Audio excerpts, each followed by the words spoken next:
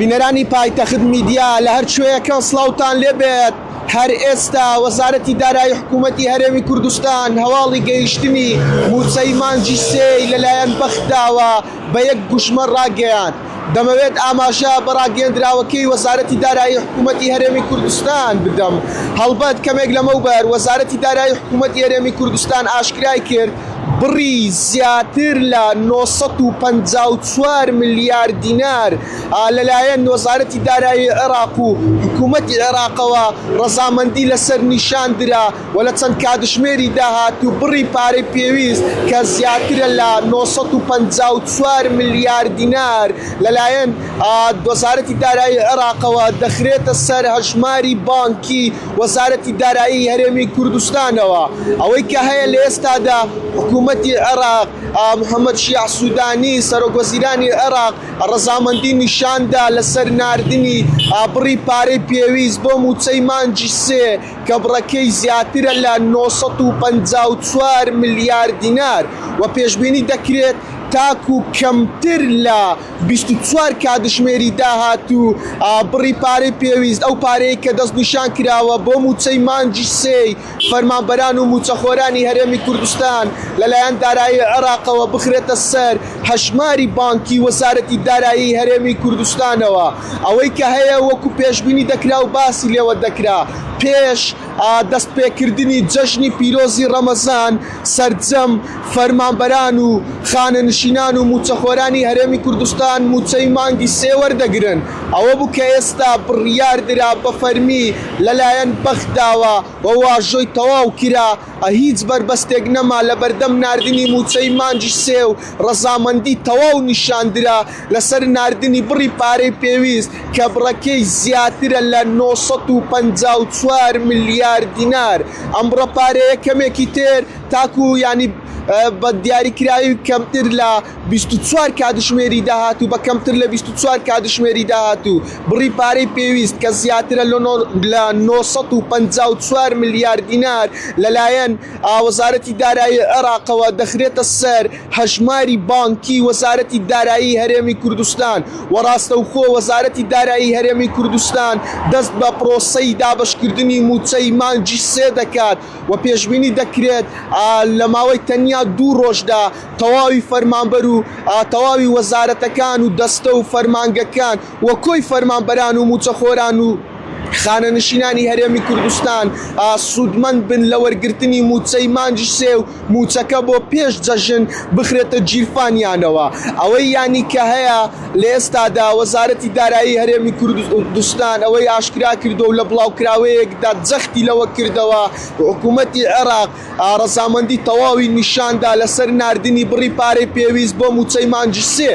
و هەڵبەت دەمەوێت ئاماژە بە وردەکاریەکانی موچەی مانجی سێ بدەم بە جۆرەی زانیاری و بڵاوکراوەکانی وەزارەتی دارایی هەرێمی کوردستان زیاتر لە 6 ڕۆژە لیستی موچەی مانجی سێ لیستی موچەی مانجی ئادار لەلایەن وەزارەتی دارایی هەرێمی کوردستانەوە ئامادە کراوە و تەواو کراوە نێردراوە بۆ بەخدا. وەزارەتی دارایی عێراق پرۆسەی وردبینیەکەی تەواو کردو ئەمڕۆژ واژۆی لەسەر ناردنی بڕی پارەی پێویست کە 954 ملیار دینارە بۆ موچەی مانجی سێ کردو. پێشبینی دەکرێت تاکو کەمتر لە 24 کاتژمێری داهاتوو موچەی مانجی سێ لەلایەن وەزارەتی دارایی عێراقەوە بخرێتە سەر هەژماری بانکی وەزارەتی دارایی هەرێمی کوردستان و بۆ پێش جەژن تەواوی فەرمانبەران و خانەنشینان و موچەخۆرانی هەرێمی کوردستان موچەی مانجی سێ وەردەگرن. هەڵبەت تیمی تەکنیکی وەزارەتی دارایی هەرێمی کوردستان ماوەی زیاتر لە 5 ڕۆژە لە بەختدای پایتەختی عێراقا گفتوگۆی چڕ دەکاتن بۆ ئەوەی جەخت بکاتەوە لە ناردنی موچەی مانجی سێ لەلایەن بەختداوە. بۆ ئەم مەبەستەش ئەمڕۆ دوای تەواوبوونی پرۆسەی وردبینی کردن لە لیست و خشتەی موچەی مانجی سێ مانجی ئاداری فەرمانبەران و موچەخۆرانی هەرێمی کوردستان کوردستان ئەمڕۆ دوای تەواوبوونی کۆی ڕێکارە پێویستەکان و پرۆسەی وردبینی ڕەزامەندی تەواو نیشاندرا. وەزارەتی دارایی هەرێمی کوردستان ئاشکرای کرد بڕی زیاتر لە 954 ملیار دینار ڕەزامەندی لەسەر نیشاندراوە و بەکەمتر لە 24 کاتژمێری تر. ئەم بڕە پارەیە دەخرێتە سەر هەژماری بانکی وەزارەتی دارایی هەرێمی کوردستان. هەڵبەتە بە جۆرەی زانیاریەکان حکوومەتی هەرێمی کوردستان و بە تایبەت وەزارەتی دارایی هەرێمی کوردستان ئامادەکاری تەواوی کردووە بۆ ئەوەی هەر کە پارەکە گەیشت ڕاستەوخۆ دەست بە پرۆسەی دابەشکردنی موچەی مانجی سێ بکاتن. دوای تەواوبوونی پرۆسەکە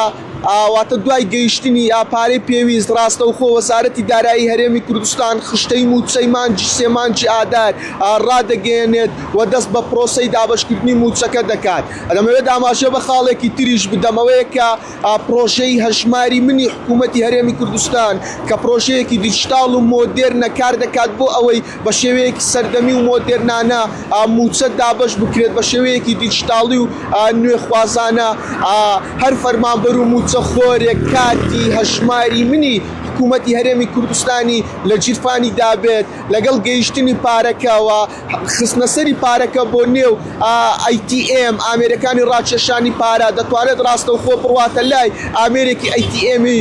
پرۆژەی هەژماری من ئامێری ڕاکێشانی پارە موچەی مانجی سێ وەربگرێت بێت گوێدانە ڕۆژی دابەشکردن و وەرگرتنی موچەکە. جگە لەمەش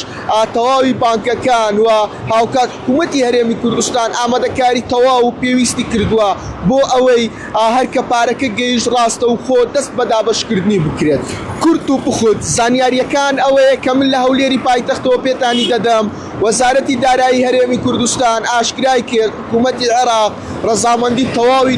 نیشاندا لەسەر ناردنی موچەی مانجی سێ بڕەکەی زیاترە لە 954 ملیار دینار لە چەند کاتژمێری داهاتوو. ئەم بڕە پارەیە دەخرێتە سەر هەژماری بانکی وەزارەتی دارایی هەرێمی کوردستان و حکوومەتی هەرێمی کوردستانیش ڕاستەوخۆ دەست بە پرۆسەی دابەشکردنی موچەی مانجی سێ موچەی مانجی ئادار دەکات و بۆ پێش جەژنی ڕەمەزان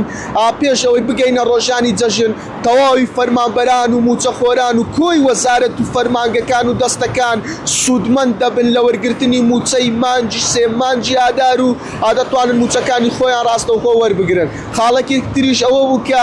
پرۆژەی هەژماری من حکوومەتی هەرێمی کوردستان دەڵێت هەر فەرمانبەرێک هەر موچەخۆرێک کارتی هەژماری منی حکوومەتی هەرێمی کوردستانی لە جیرفاندا بێت دەتوانێت لەگەڵ گەیشتنی پارەکە و پڕبوونی ئامێرەکانی ATM ئامێری ڕاکێشانی پارە لە پارەی پێویست ئەوە دەتوانن ڕاستەوخۆ سەردانی ئامێرەکانی ATM بکەن و موچەکانی خۆیان بە شێوەیەکی دیجیتاڵی و مۆدێرنانە وەربگرن. وەکو ئاماژەشم پێدا ماوەی زیاتر لە 6 ڕۆژە خشتەی موچە لیستی موچەی مانجی سێ لە هەولێرەوە ڕەوانەی بەخدا کراوە. ئەم ڕۆژ دوای تەواوبوونی کۆی ڕێکارەکان و کۆی پرۆسەی وردبینیەکان واژۆ لەسەر ناردنی موچەی مانجی سێ کرا و بڕی زیاتر لە 954 ملیار دینار لە بەخداوە ڕەوانەی هەرێمی کوردستان دەکرێت. وەک هەمیشە لە بوونی هەر زانیاریەکی تر